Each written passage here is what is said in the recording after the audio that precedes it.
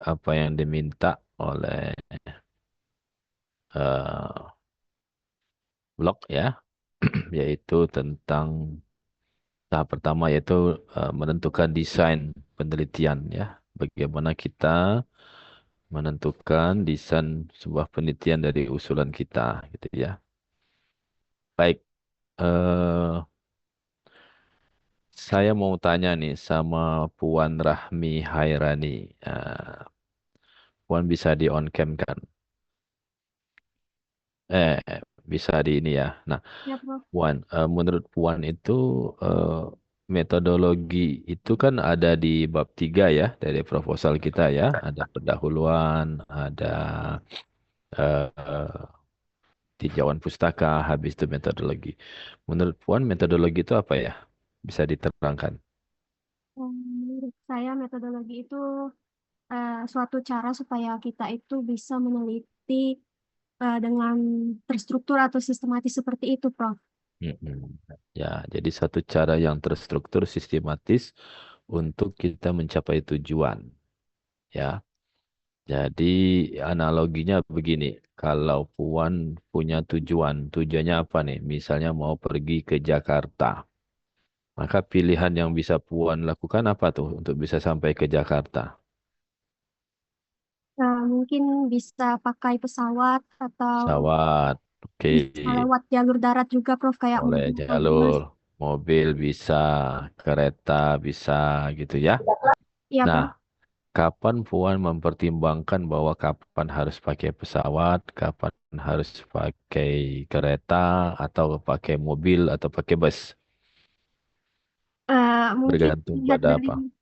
mungkin melihat dari biayanya, Prof. Mana yang lebih murah. Kemudian lihat juga Pertama, ya, dari oke. jadwalnya juga, Prof. Apa ada jadwal yang sesuai dengan Ya, misalnya pesawat atau busnya? oke.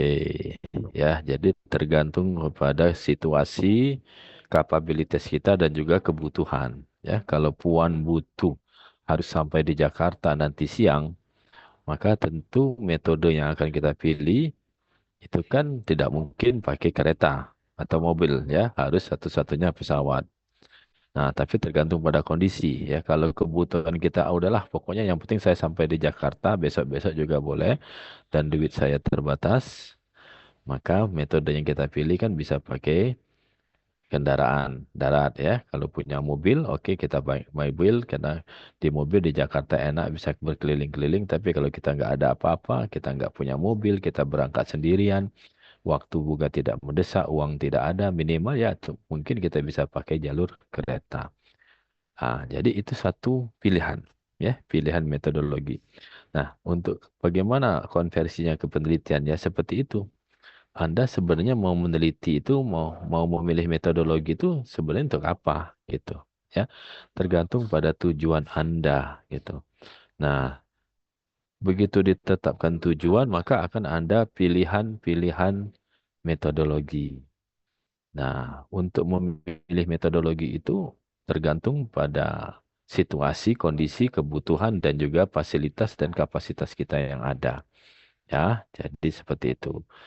Nah, satu lagi, begitu Puan memilih metodologinya pesawat, ya, misalnya naik pesawat, maka langkah yang harus Puan lakukan juga harus sesuai dengan metodologi itu. Ya, kalau memilih pesawat berarti kan kalau dari Palembang harus perginya ke Sultan Mahmud Badarudin arahnya. Terus harus pesan tiketnya begitu. Jadi harus diikuti. Tidak bisa kita memilih metodologi pesawat tapi kita berangkatnya ke Kertapati ya atau nunggunya di Indralaya. Nggak mungkin ya. Jadi artinya nanti ada setelah kalian menetapkan satu metodologi bahwa nanti apakah mau pilih case control, cohort atau apa, maka ada konsekuensi harus diikuti langkah itu. Nah, itu yang sering menjadi permasalahan nanti kalian pada saat bimbingan maupun pada saat ujian proposal. Ya, kalian punya tujuan A, kemudian dari tujuan A itu ternyata ada pilihan beberapa pilihan metodologi, bisa X, Y, Z. Terus kalian pilih X. Ternyata langkah-langkah yang kalian terapkan itu Y. Makanya begitu pas ujian, ya bisa ketemu saya, itu bisa batal tuh ujiannya. Bisa tak lulus tuh. Ya, bisa mengulang. Kenapa? Karena tadi begitu menetapkan metodologi X, kalian ternyata salah langkah. Yang kalian kerjakan adalah metodologi Y. Nah, itulah yang sering menjadi kendala ya dalam pembuatan proposal skripsi itu. Sehingga nanti banyak yang patah hati, banyak yang nggak mau mengerjakan lagi, ya hanya terlambat studi ya. Ingat ya, rata-rata kami setiap tahun mungkin akan bernasib sama juga seperti kalian nanti ya. Ada di antara kalian yang bernasib sama seperti kakak kelas kalian bahwa ini satu hal yang menurut saya harus dihilangkan ya. Setiap tahun itu kami selalu mendapatkan 5% dari satu angkatan itu tidak tepat waktu karena skripsinya. 5%. Berarti kalau mau ikut statistik dan kalau itu mau terulang setiap tahun, berarti dari 240 orang Anda ini bakal ada sekitar 12 sampai 15 mahasiswa nanti yang akan gagal tamat tepat waktu. Nah, kalau bisa jangan terjadi, ya. Oleh karena itu, seriuslah dalam menyusun skripsi, belajarlah dengan baik dan benar, ya, berdiskusilah dengan pembimbingnya. Memang karakteristik pembimbing berbagai cara, berbagai macam ada, ya. Ada yang sangat mudah, ada yang sangat kondusif, ada yang harus penuh perjuangan, ada yang sangat sibuk, ada yang sangat ketus, ya.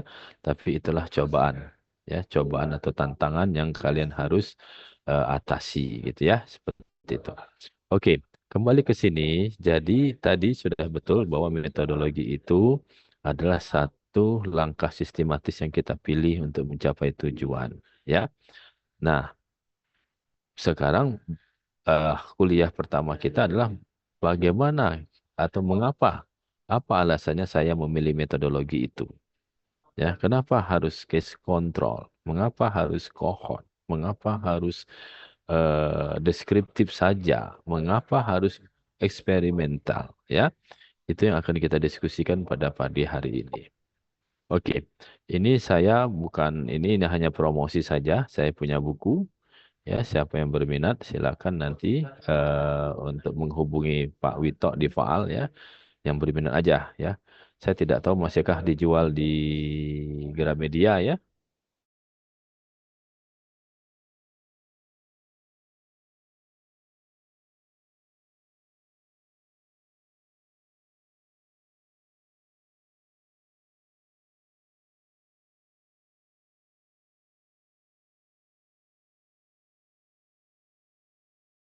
Pas saya memilih desain A, desain B. Ya, kenapa harus case control? Kenapa harus eksperimental? Itulah topik kita hari ini. Nah, untuk bisa menjawab pertanyaan itu, maka kita akan kembali mundur ke belakang dulu. Pertanyaannya lebih mendasar lagi. Kenapa saya harus meneliti? Kenapa setiap pendidikan sarjana harus ada tesis? Maaf, harus ada skripsi. Kenapa setiap master harus bikin tesis? Kenapa setiap doktor harus bikin disertasi? Ya, artinya apalagi di bidang kesehatan dan kedokteran, kenapa harus ada penelitian? Ya, seperti itu. Mengapa penelitian itu dibutuhkan? Itu yang harus kita jawab dulu. Ya. Nah, tadi sudah saya ceritakan ya, mungkin bisa diulang lagi mungkin sama Atalah. Atalah, menurut Atalah yang pernah Atalah dengar, desain-desain itu apa aja? Jadi seperti itu yang Atalah dengar. Izin menjawab dokter, Prof. Ada penelitian kualitatif dan Kualitatif, dan apalagi kuantitatif. Kuanti- kuantitatif, oke ya. Macam-macam. Kalau kuantitatif apalagi? Ada lagi tidak? Ya, ada case control, ada cohort, ya, ada eksperimental, ada uji klinis, ya, itulah desain-desain. Nah, mengapa harus ada desain-desain tersebut, ya? Oke. Nah, dari sekian banyak penelitian, desain-desain penelitian, maka saya merujuk kepada apa yang disampaikan oleh Dr. Domingo, ya, yang menyatakan bahwa desain penelitian di bidang kesehatan itu bisa dibagi menjadi kedua kelompok besar, yaitu deskriptif dan analitik. Ya, deskriptif contohnya case control, maaf, case report, case series dan survei. Nah, saya mau tanya, apa beda deskriptif dengan analitik? Mungkin bisa ada yang menjawab atau saya tunjuk. Silakan. Mungkin bisa dijawab oleh Davin, Adra Muzafa. Silakan Davin. Menurut Davin apa bedanya deskriptif sama analitik?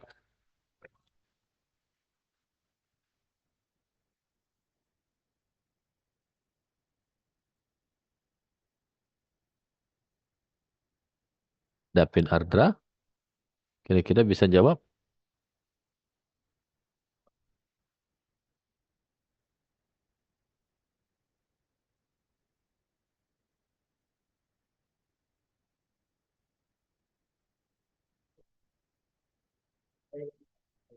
Silakan Davin.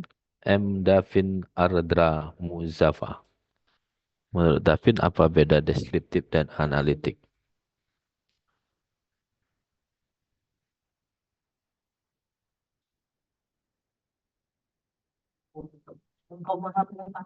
Sindok. Ya, silakan. Pertanyaannya beda analitik sama deskriptif ya dok. Kalau menurut saya pribadi itu udah jelas ya dok. Kalau deskriptif itu menggambarkan mengenai kasus-kasus yang ada. Contohnya tadi menggambarkan profil kalau kejadian suatu kasus atau ke profil profil manifestasi klinis pada suatu kasus dan lain sebagainya dok. Kalau analitik itu menganalisis berarti untuk melihat prevalensi terjadi ke kejadian kasus gitu dok. Itu menurut saya pribadi dok. Mungkin bisa dikoreksi dokter kalau saya ada yang salah. Oke, ada yang bisa mengkoreksinya. Mungkin Ratu Prima Puspita, menurut Anda apa? Baik dok, kalau untuk deskriptif itu biasanya menggambarkan suatu fenomena tanpa mencari hubungan sebab akibat. Kalau analitik itu lebih ke fokus cari hubungan sebab akibat atau pengaruh antara dua hal atau lebih gitu. Oke, Mungkin itu. ya, itu yang lebih benar ya David ya. Jadi itu yang lebih tepat jawabannya bahwa kalau deskriptif itu kita hanya menggambarkan saja, menjabarkan termasuk prevalensi itu juga deskriptif ya. Angka kejadian itu deskriptif ya. Prevalensi penyakit TBC 15%. Oke, itu enough. Walaupun ada perhitungan statistik di situ, tapi dia tidak masuk analitik. Yang dimaksud analitik tadi adalah kita mencari satu hubungan fenomena dengan fenomena yang lain. Misalnya, apakah amoksisilin efektif untuk mengobati TBC misalnya.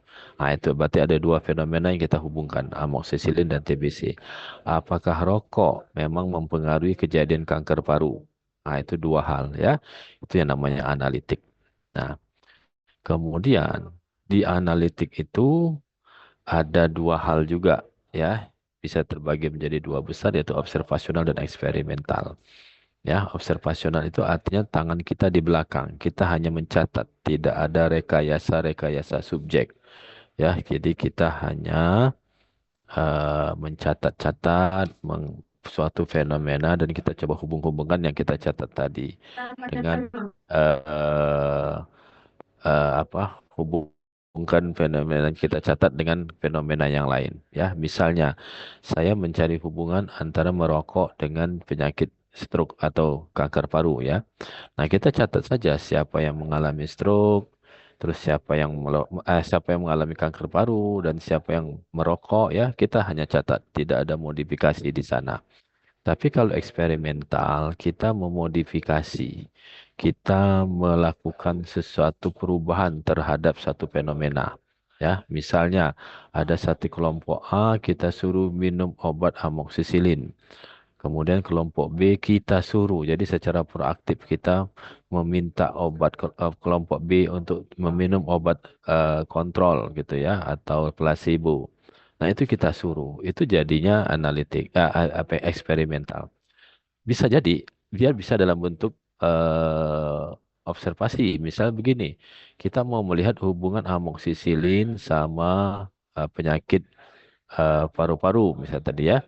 Nah, kita hanya mencatat saja dari sekian ratus pasien yang berobat ke RSMH selama 2024, berapa sih yang dikasih amoksisilin? Ya, untuk pasien yang batuk-batuk tadi ya. Kemudian kita catat, kita tidak menyuruh mereka minum amoksisilin atau bukan. Ada yang kasih amoksisilin, catat. Yang bukan amoksisilin kita catat. Kemudian kita lihat berapa yang persen yang sembuh, ya, dan berapa persen yang tidak sembuh untuk amoksisilin, dan berapa persen yang sembuh dan tidak sembuh untuk yang obat selain amoksisilin. Jadi kita mencatat saja itu, ya, tidak kita ubah perilakunya, kita tidak melakukan intervensi apapun kepada subjek. Nah, itu namanya observasional, ya. Nah, itu kalau kita modifikasi baru itu kita sebut dengan eksperimental.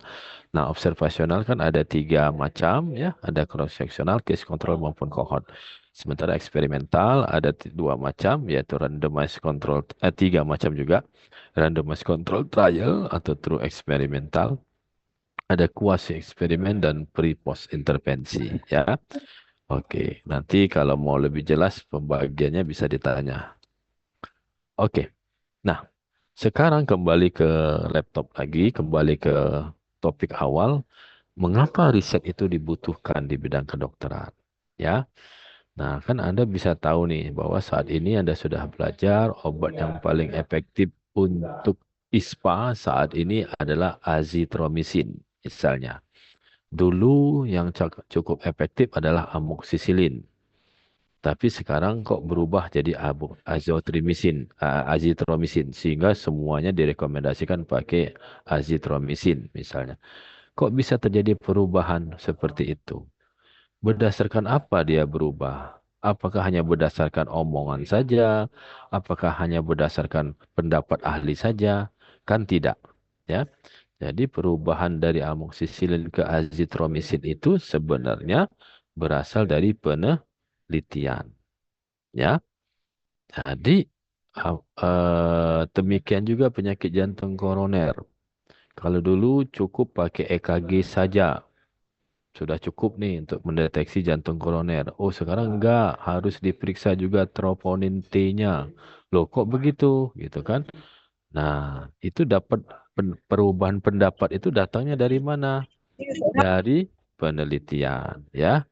Jadi adik-adik semua, jangan pernah menganggap remeh penelitian Anda. Ya, walaupun nanti Anda hanya setingkat skripsi, bisa jadi hasil penelitian Anda itu bisa mengilhami seseorang. Ya, begitu Anda publikasikan, bisa mengilhami seseorang untuk melanjutkan penelitian tersebut sampai menemukan sesuatu yang luar biasa. Nah, ya, jadi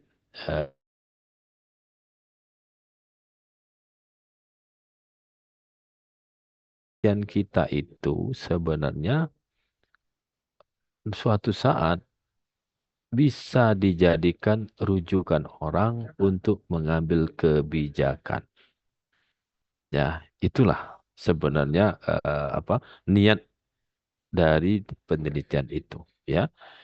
Jadi bisa satu saat dijadikan dasar untuk mengambil kebijakan tindakan-tindakan kedokteran atau kesehatan.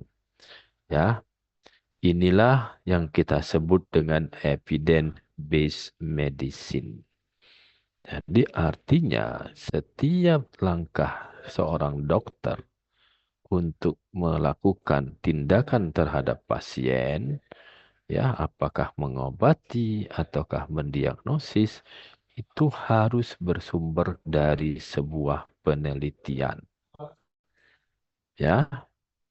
Nah, jadi artinya ada satu hal di sini bahwa harusnya setiap penelitian itu harusnya dipublikasi, ya, supaya bisa bermanfaat untuk orang lain gitu.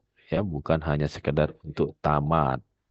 Ya, jadi makanya ada satu keharusan bagi peserta didik, ya, untuk mempublikasikan hasil penelitiannya supaya bisa memberikan bukti untuk tindakan kedokteran berikutnya, ya, itu yang disebut dengan evidence based medicine. Ya, jadi itulah perbedaan dunia kedokteran dengan dunia perdukunan. Kalau dukun, kita bisa seorang dukun bisa mengobati hanya dari omongan saja, hanya berasal dari pengalaman eksperimen saja gitu ya, bukan eksperimen ya, hanya experience saja ya. Oh, ini biasanya kalau dikasih kecubung sembuh nih, pakailah kecubung tanpa dasar metodologi ilmiah yang benar. Nah, itu perdukunan ya. Jadi kalau kita kedokteran tidak bisa ya. Makanya kalian mungkin dulu beberapa tahun yang lalu pernah mendengar sebuah kontroversi ya, perseteruan antara seorang dokter terkenal, seorang tentara yang kemudian diangkat jadi menteri dengan Ikatan Dokter Indonesia ya, dan Balai POM, di mana tindakan beliau itu tidak diakui oleh ID. Tapi kebetulan beliau dekat dengan penguasa, hanya jadi menteri, hanya ID-nya yang dihabisin, kan seperti itu.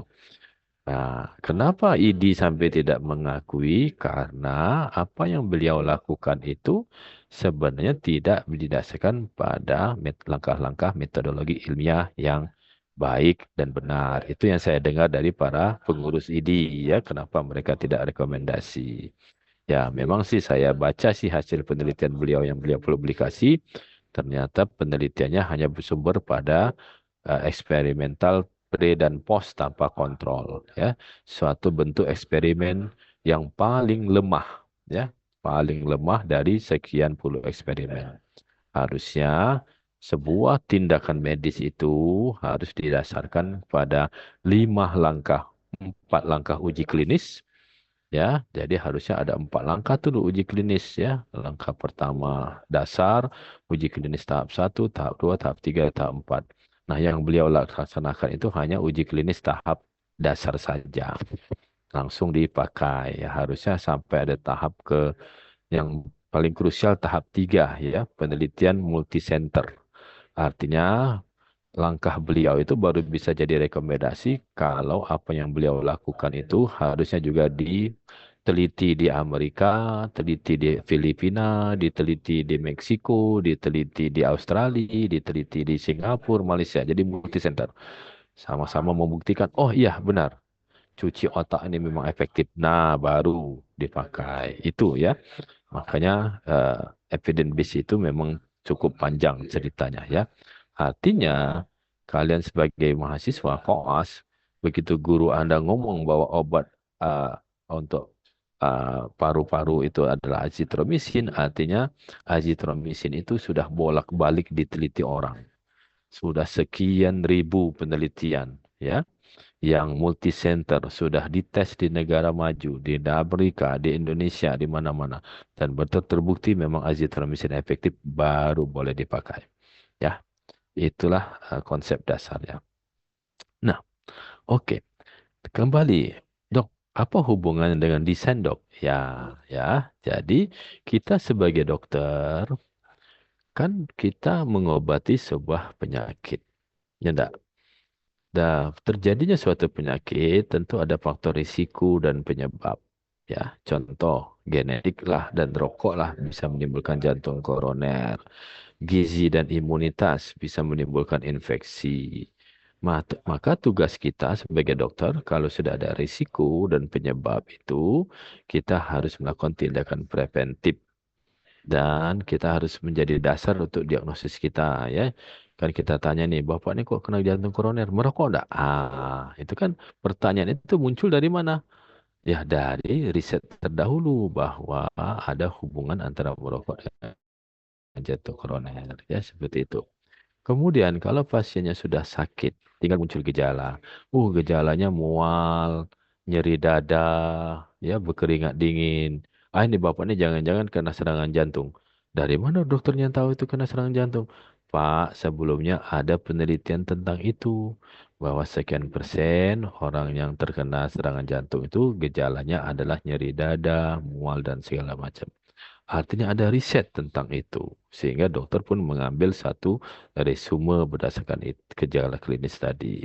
Ya, namanya uji diagnostik waktu itu ya. Kemudian oke, Bapak sudah kena serangan jantung, maka obat yang paling bagus saat ini adalah dulu cukup pakai natrium diklofenak. Maaf. Cukup pakai vasodilator ya. Isosorbit dinitrat ya. Sekarang nggak bisa lagi, harus ditambah dengan clopidogrel gitu. Loh, emang kenapa dok harus ditambah? Pak, berdasarkan riset, yang paling efektif untuk fase akut itu adalah clopidogrel.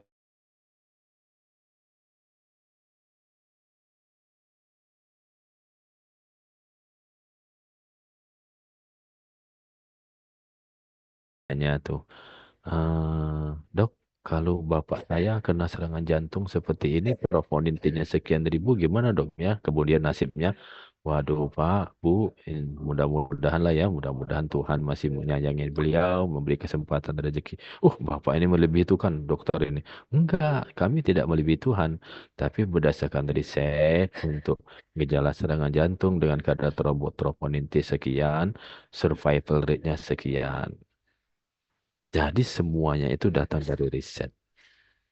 Ya, jadi setiap langkah kita mulai dari pencegahan penyakit, anamnesis, diagnosis, terapi, dan sampai prognosis itu tidak bukan hanya berdasarkan kirologi saja, tapi semua datang dari riset. Nah, lantas apa kaitannya dengan desain? Ya. Nah, riset-riset tadi tidak bisa sembarangan. Ya, tadi sudah saya bilang riset tergantung pada tujuan. Ya, kalau tujuannya ke Jakarta, kayaknya tidak mungkin naik sepeda, ya, atau jalan kaki, lama banget gitu. Kalau tujuannya ke Jakarta, harus riset pakai pesawat, paling tidak pakai bus.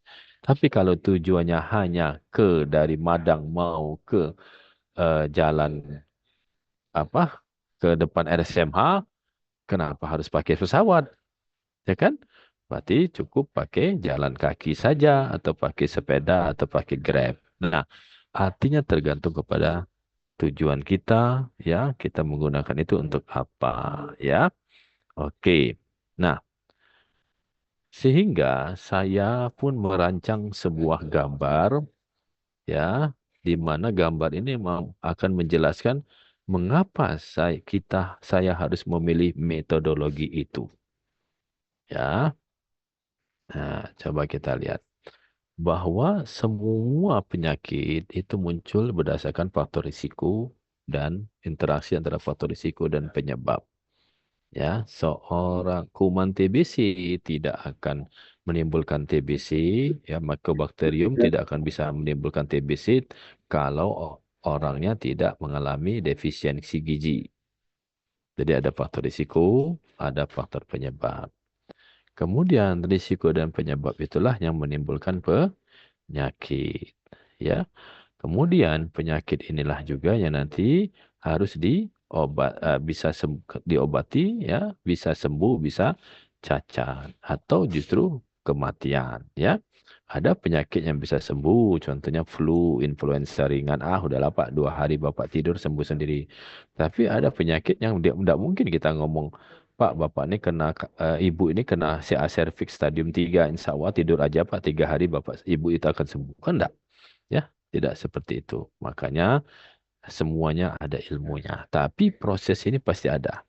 Ya, risiko dan penyebab akan menimbulkan penyakit. Penyakit itu dampaknya bisa sembuh, bisa cacat, atau justru menimbulkan kematian.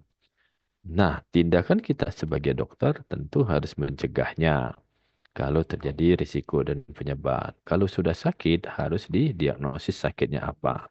Setelah didiagnosis sakitnya apa, harus diobati, ya, obatnya apa. Setelah kita obati, maka pasien bertanya, bakal sembuh nggak? Maka kita sebagai dokter harus membuat apa? Prognosis, ya, seperti itu. Nah, 4 hal ini tidak boleh sembarangan bagi si dokter. Ya, tidak bisa kita sembarangan untuk mengerjakan 4 hal ini. Semuanya harus ada ilmunya. Semuanya harus berdasarkan data. Itulah semuanya harus berdasarkan evidence-based medicine. Ya, semuanya berdasarkan dari hasil penelitian. Atas penelitiannya desainnya apa saja. Nah, ya, khusus untuk risiko dan penyebab, maka tidak boleh kita lakukan eksperimen. Ya, contoh, dok, mohon izin dok, judul skripsi saya pengaruh kebiasaan cuci tangan terhadap diare. Oke, apa yang kamu mau lakukan, dok? Ada sekumpulan anak-anak SD kelas 1, dok, di dekat rumah saya, dok. Terus saya minta mereka nanti kalau mau jajan, makan pempek, jangan cuci tangan. Ah, Lantas, nah nanti kita lihat, dok, dia diare atau enggak. Jadi kamu suruh? Iya, dok. Tidak boleh cuci tangan. Supaya saya mau lihat dia bakal diare atau enggak. Kira-kira boleh nggak penelitian itu kita kerjakan? Tangkap polisi kan? Jadi eksperimen tidak boleh dilakukan untuk faktor risiko dan penyebab. Oleh karena itu, kalau untuk faktor risiko dan penyebab, maka penelitian pilihannya adalah eh, apa? Observasi. Ya, observasi itu bisa ya dalam bentuk. Oh, sorry, Bahas sorry ya. Zaid. Sebelum Baca deh. observasi itu semuanya, halo, ini ada gangguan nih. Siapa ini? Parah sih. Dan presiden tuh udah hal Halo, biasa nanti selingkuh. halo, Terus oh my siapa God. ini? Adik-adik yang selingkuh, siapa selingkuh? Siapa yang selingkuh tuh? Ya, tidak boleh ya jadi pelakor ya. Oke, jadi biasanya sebelum ke sana ya, saya lupa. Biasanya semua itu kita awali dengan yang wasal dulu, kualitatif dan deskriptif. Ya, survei, laporan kasus atau serial case gitu. Ya, kemudian baru ya untuk risiko dan efek kita bisa 3 pendekatan desainnya. Kalau mau cepat tamat ya biasanya kita pakai cross sectional ya untuk analitik ini ya. Tapi cross sectional itu biasanya banyak biasnya. Bias waktu, bias memori ya, bias subjek gitu. Maka yang paling baik itu adalah lebih baik adalah pakai case control. Nah, kalau case control biasanya ada bias memorinya. Ya, bisa saja masa lalunya terlupa. Maka supaya bisa bagus kita pakai cohort. Cuman kalian sebagai mahasiswa kedokteran mungkin tidak perlu sampai kohort ya, kecuali eh, faktor dorman atau perjalanan penyakitnya pendek gitu ya. Misalnya pengaruh risiko merokok terhadap persalinan. Itu bisa dilihat langsung pada saat persalinannya. Mungkin bisa kohort. Tapi pengaruh kebiasaan merokok terhadap penyakit jantung koroner. Oh, mau kohort? Ya, kamu mau follow up berapa? Berapa lama? Follow up-nya 15 tahun, dok. Oke, silakan. Skripsi kerjakan, kohortnya 15 tahun nanti baru baru ambil data, baru tamat gitu ya. Maka nggak mungkin biasanya ya. Jadi maka tadi tergantung kepada kapasitas kita. Jadi sebenarnya yang paling bagus adalah kohort. Ya, tapi ini kayaknya tidak mungkin untuk skripsi ya. Bisa jadi kita kalian pakai case control atau potong lintang. Ya, yang potong lintang yang paling cepat gitu. Nah, kemudian bagaimana kalau soal diagnosis? Maka desain satu-satunya yang paling memadai adalah uji diagnostik. Jadi contohnya apa? Akurasi penggunaan EKG terhadap deteksi jantung koroner. Ya, itu diuji diagnostik. Kemudian kalau untuk mencegah suatu penyakit, ya, maka kita bisa lakukan eksperimen. Jadi eksperimen ini bisa dilakukan untuk mencegah penyakit atau mengobati. Ya, jadi kalau mau eksperimen berarti harus bermanfaat positif. Jadi seperti yang saya bilang tadi, eksperimen tidak bisa bermanfaat negatif. Dok, saya mau suruh anak-anak SD itu tidak usah cuci tangan supaya saya mau lihat jadi diare atau tidak. Itu salah ya, secara etik tidak lolos. Jadi eksperimen harus positif dampaknya baik ya. Dok, saya mau melihat apakah intervensi penggunaan cuci tangan atau penggunaan sarung tangan sekali pakai untuk anak-anak SD itu efektif untuk mencegah diare. Jadi manfaatnya harus positif.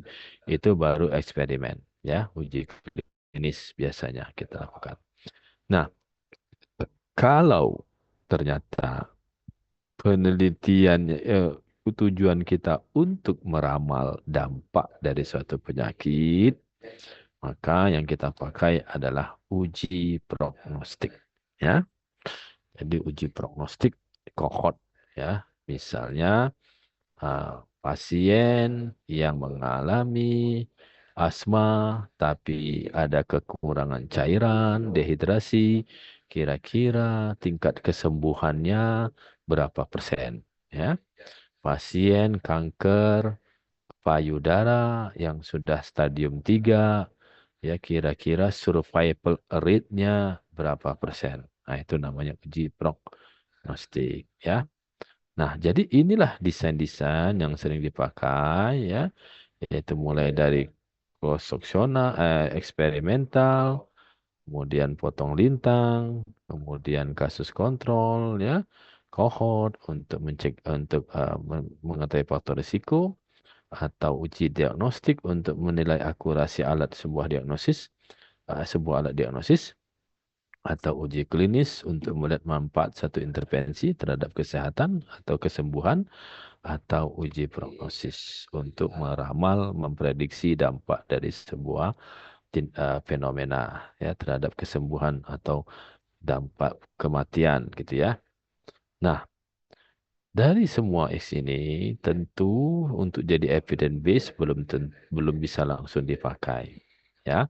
Biasanya akan butuh pengulangan-pengulangan. Biasanya banyak sekali riset-riset yang akan dibaca, ditelaah. Nah, kadang-kadang riset tersebut bertolak belakang. Ada yang bilang azitromisin efektif. Ada yang bilang azitromisin tidak efektif. Lantas yang mana yang mau kita percayai?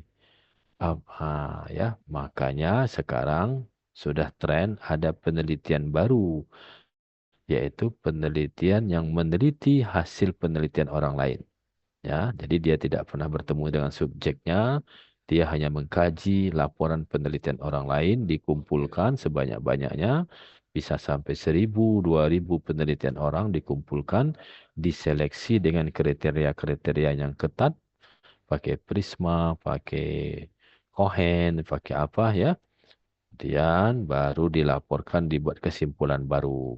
Nah, itulah yang kita sebut dengan systematic literature review. Ya, jadi ini yang sekarang banyak dikerjakan dan banyak dipublikasikan. Ya, nah, jadi adik-adik semua, inilah berbagai desain yang sebenarnya bergantung kepada tujuannya. Ya, tujuan kita mau apa, begitu. Ya, oke. Nah, kembali ke sini bahwa silakan Anda memilih desain yang mana, ya. Tapi yang harus Anda perhatikan bahwa memang harus sesuai dengan tujuan. Ya, apakah mencari hubungan sebab akibat, maka pilihnya analitik. Ya, kemudian untuk analitik, apakah menilai faktor risiko suatu penyakit atau penyebab, namanya harus pakai observasional, ataukah mau melihat efektivitas dari suatu tindakan atau pengobatan, itu pakai eksperimental. Oke. Nah, dari sekian desain tersebut, ternyata karena penelitian yang mengumpulkan penelitian orang lain itu lebih selektif dia, maka memang evidence-based medicine-nya tertinggi adalah systematic literature review. Ya, makanya sering banyak masuk ke dalam majalah-majalah ternama. Ya, oke. Silakan kalian pikirkan penelitianmu apa. Ya, silakan dilatih masing-masing. Manfaatnya untuk apa, ya, memenuhi aspek EBM-nya mana. Nah, dari sini sebenarnya ada satu hal bahwa nanti dalam skripsi ada satu yang sering dilewatkan, sering di copy paste aja, ya, yaitu manfaat penelitian. Tapi sebenarnya manfaat penelitian itulah yang nanti akan menentukan desain, ya. Manfaat penelitian saya supaya saya bisa menemukan penggunaan alternatif daun kecubung terhadap penyakit diabetes. Nah, itu harusnya eksperimen. Ya, manfaat penelitian saya adalah bisa memberikan pengetahuan tentang pengaruh dari merokok terhadap stroke. Itu observasi. Ya, seperti itu. Ya. Baik, sampai di sini ada pertanyaan? Silakan. Sebenarnya banyak ini materi topiknya, tapi saya pikir cukup Anda di sini saja. Tidak perlu lebih dalam lagi. Ya, nanti pusing. Ada pertanyaan enggak?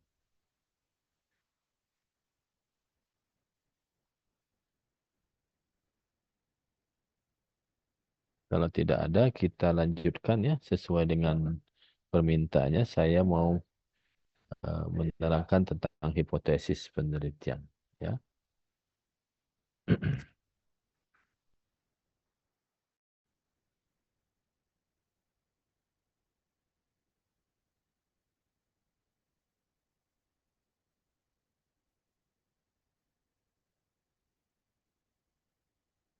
Oke. Jadi salah satu tantangan bagi Anda nanti dalam membuat skripsi adalah kita menyusun hipotesis penelitian. Ya. Saya mau tanya nih sama siapa nih ya? Mungkin sama Grace aja lah. Grace Anastasia Aulia. Ya, Grace. Menurut Grace, hipotesis itu apa sih? Permisi dokter, saya izin bertanya. Kalau Jawab. hipotesis itu menurut saya adalah dugaan sementara kita terkait penelitian dokter. Hasil penelitian yang ada kita dugakan sementara supaya bisa kita buktikan nantinya. Jadi prediksi ya, jawaban kita, harapan yang bakal muncul ya. Jadi itu namanya disebut dengan hipotesis, di bawah tesis. Setelah kita buktikan, maka akan muncul namanya tesis saya. Ya, makanya dalam S2 disebut dengan tesis ya, hasil dari pembuktian hipotesis ya. Oke, ya kita mau memprediksi ini sebenarnya ada hubungan atau tidak ya. Baik, ya. Jadi hipotesis penelitian itu adalah pernyataan sebagai jawaban atau solusi sementara. Prediksi kita dari masalah penelitian atau pertanyaan penelitian yang harus dibuktikan dengan metodologi penelitian yang sesuai. Ya, di mana untuk penelitian apa saja hipotesis dibutuhkan. Nah, itu sebenarnya kesepakatan.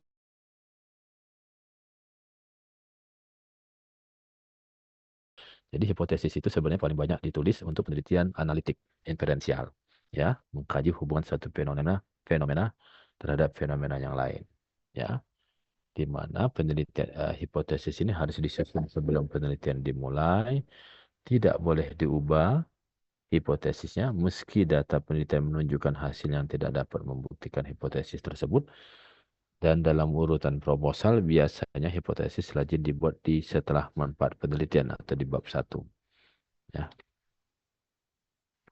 Nah, hipotesis yang baik itu harus ditulis berdasarkan kajian akademis yang terpercaya. Ya, jadi memang harus ada landasan teorinya atau kita sebut dengan biological plausibility. Ya. Saya bisa saja mencari hubungan antara penggunaan kacamata terhadap IQ.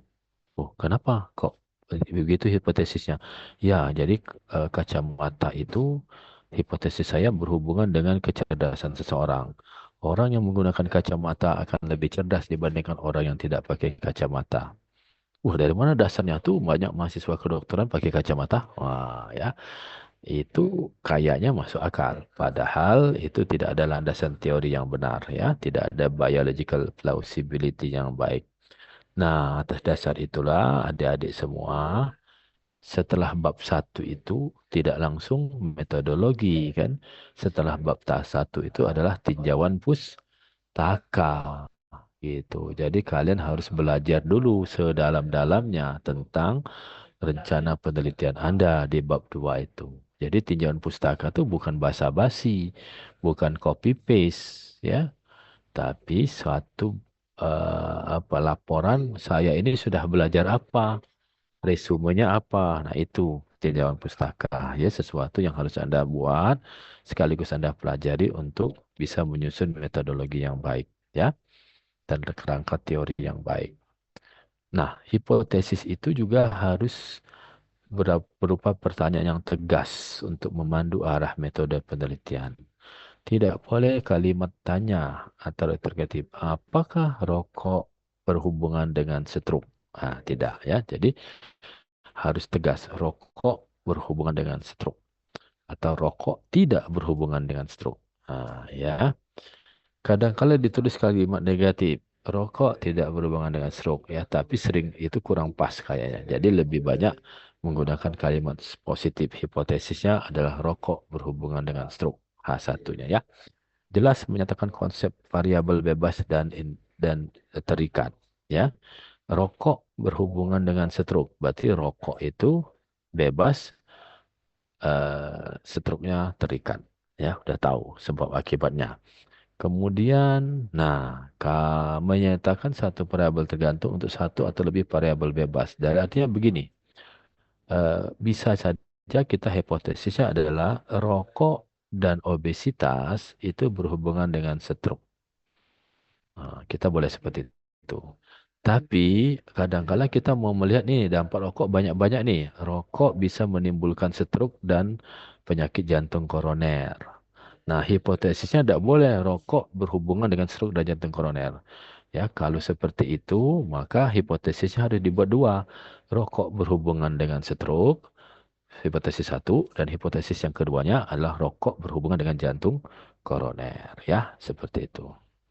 Kemudian variabel dalam hipotesis itu harus terukur, dijabarkan dalam definisi operasional penelitian. Ya, nah, ini ya contoh hipotesisnya rokok berhubungan dengan stroke. Maka stroke itu harus bisa didefinisikan mungkin berdasarkan kriteria CT scan.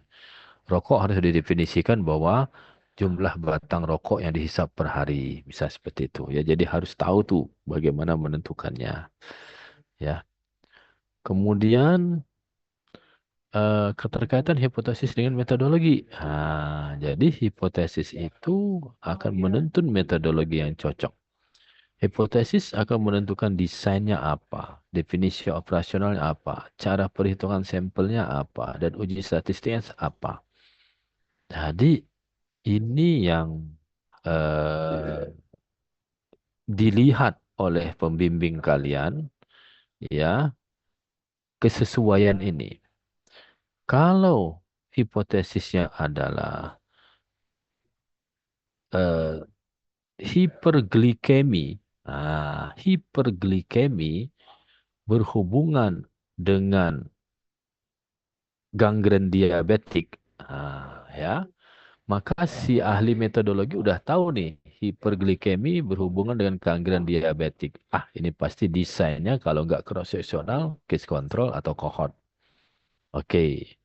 Definisi operasionalnya apa? Hiperglikemi adalah kondisi gula darah di atas 200. Itu harus ada definisinya. Sementara gangren diabetik adalah kondisi pembusukan ekstremitas akibat diabetes.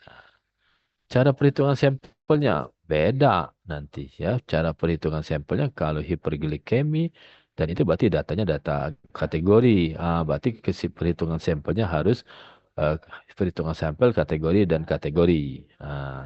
Uji statistiknya udah pasti nih chi-square. Jadi langsung keluar seperti itu. Tapi dia akan berubah sama sekali desainnya kalau hipotesisnya berbeda. Kalau tadi hiperglikemi yang kategorik berhubungan dengan gangren diabetik yang kategorik. Diubah aja deh hipotesisnya. Kadar gula darah yang numerik berhubungan dengan TBI index yang numerik. Ya, padahal sama tuh. Ya, gangren diabetik itu kan bergantung pada TBI index. Tapi tidak seperti itu. Kadar gula darah yang numerik berhubungan dengan TBI index yang numerik.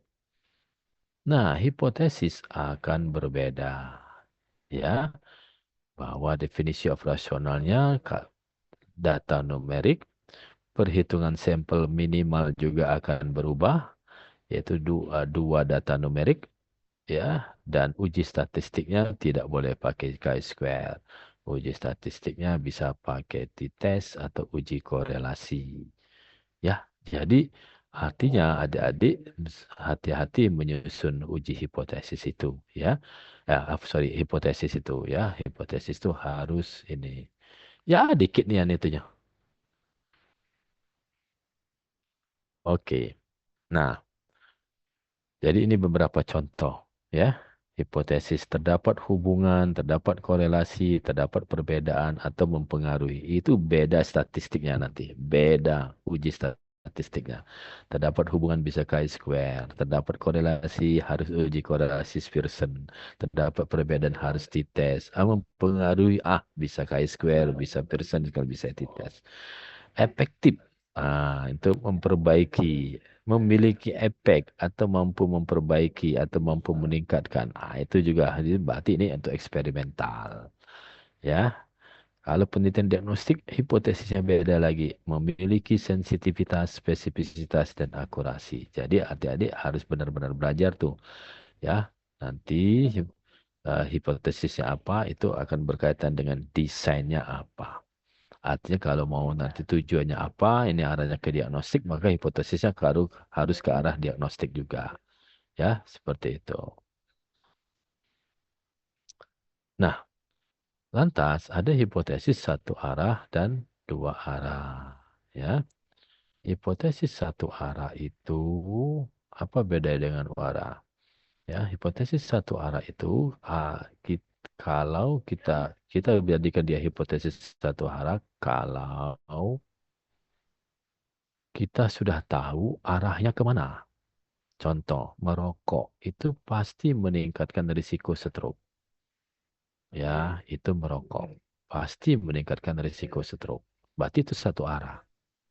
Tidak ada lagi cerita rokok dapat mengurangi risiko stroke. Nah, itu berarti satu arah. Tapi kalau sesuatu itu fenomena yang baru bisa saja meningkatkan atau menurunkan.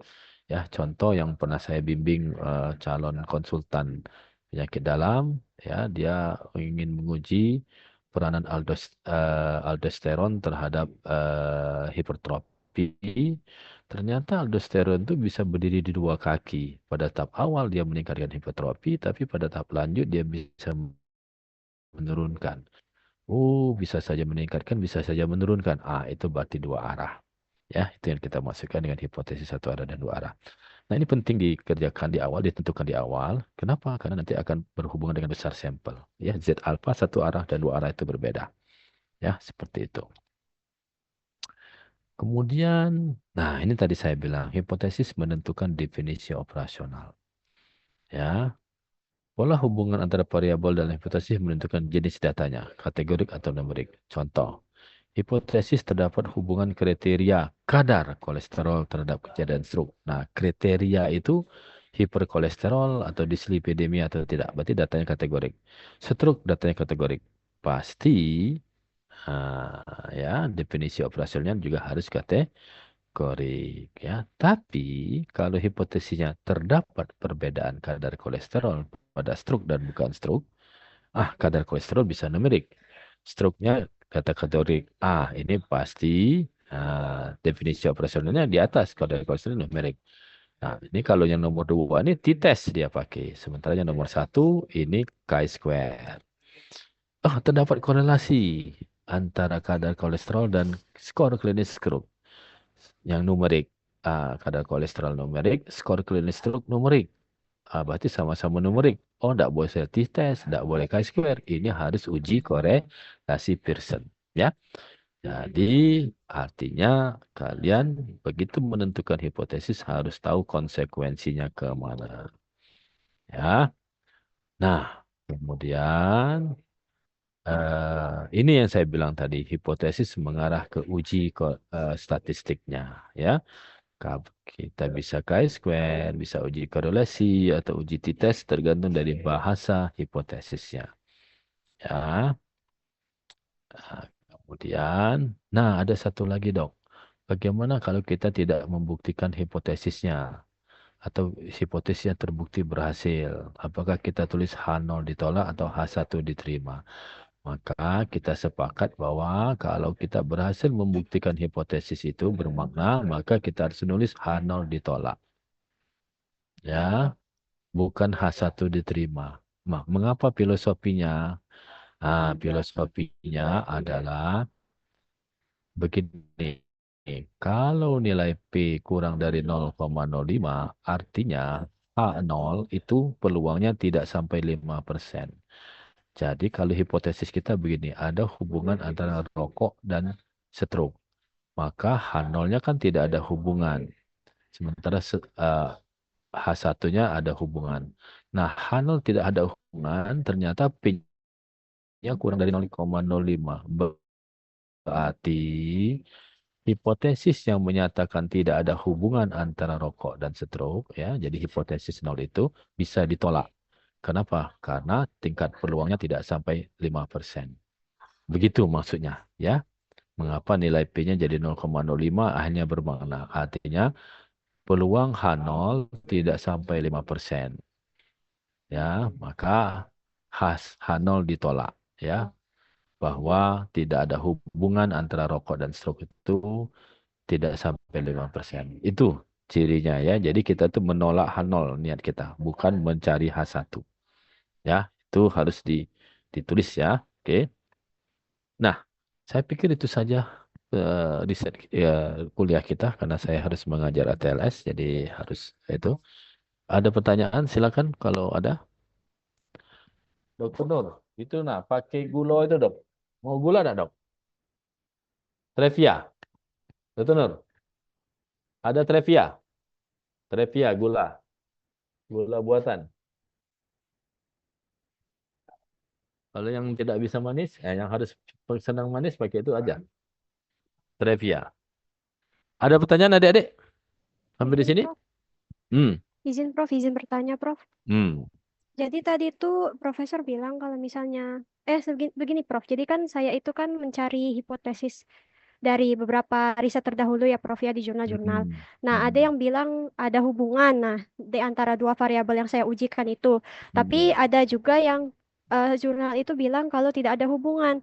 Nah, jadi di hipotesis itu apakah saya tulis juga H0 H1-nya atau tulis saja dari yang saya pikir bakal hasilnya itu lebih apa ya terjawab gitu Prof. Nah, Ya, saya oke. Itu tergantung gaya selingkung kita ya, gaya kebiasaan kita. Nah, kita sepakati di FK Unsri kemarin, kita tidak tulis H0 H1. Kita hanya tulis bahwa ada hubungan. Hipotesisnya kalimat satu aja kalimat. Terdapat hubungan antara A dan B. Itu aja.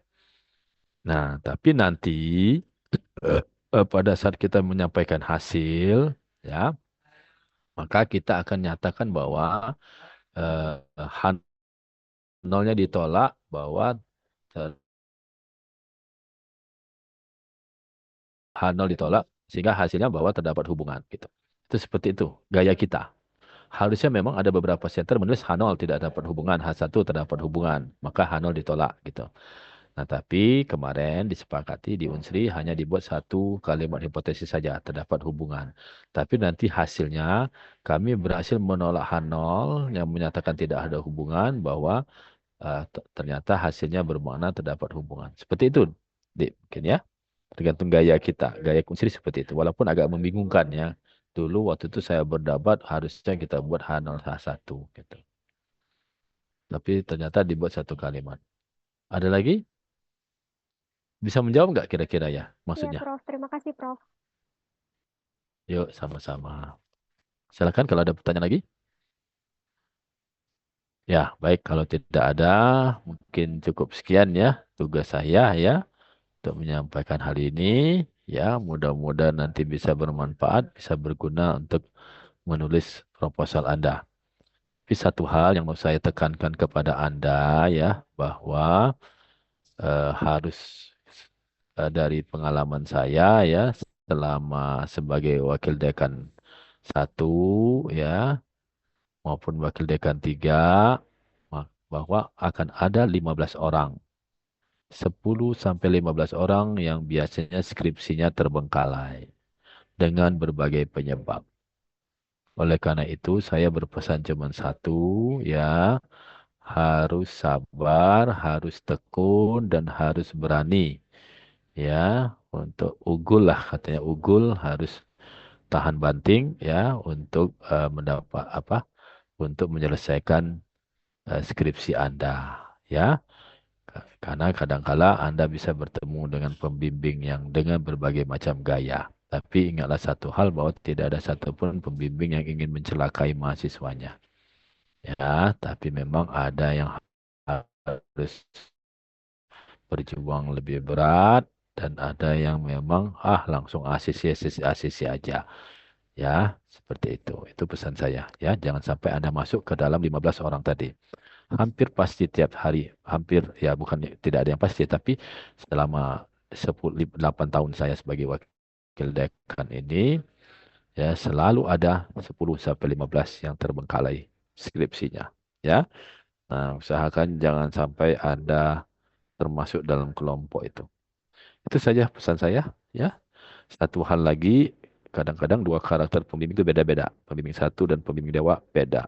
Jangan sekali-sekali kalau ada, misalnya Anda sudah tulis nih, pembimbing 1 bilang A, ternyata pembimbing 2 tidak setuju. Nah, jangan sekali-sekali ngomong, dok, nggak bisa dok, pembimbing satunya ngomong begini dok, nggak boleh. Ya, itu namanya mengadu domba. Jadi, kalaupun nanti Anda bagaimana dok menjawab ada perbedaan, maka Anda harus cari buku. Misalnya pembimbing 1 bilang A, tanya sama pembimbing 1, dok mohon izin dok, kalau memang itu A itu saya bisa baca di buku mana dok ya? Oh kamu baca di buku X, oke. Nanti begitu ketemu pembimbing 2 nggak setuju nih dengan A, ini sebenarnya B. Oh maaf dok, berdasarkan buku X itu A dok. Ya, begitu cara menjawab kalau ada perbedaan antara pembimbing ya. Jawabannya apa? Berdasarkan buku ya. Oke, itu saja pesan saya. Biar nanti tidak celaka kalian ya. Mudah-mudahan berguna ya. Salam jumpa lagi. Assalamualaikum warahmatullahi wabarakatuh. Waalaikumsalam warahmatullahi wabarakatuh. Terima kasih, Prof. Ya. Terima kasih. Terima kasih, Pak.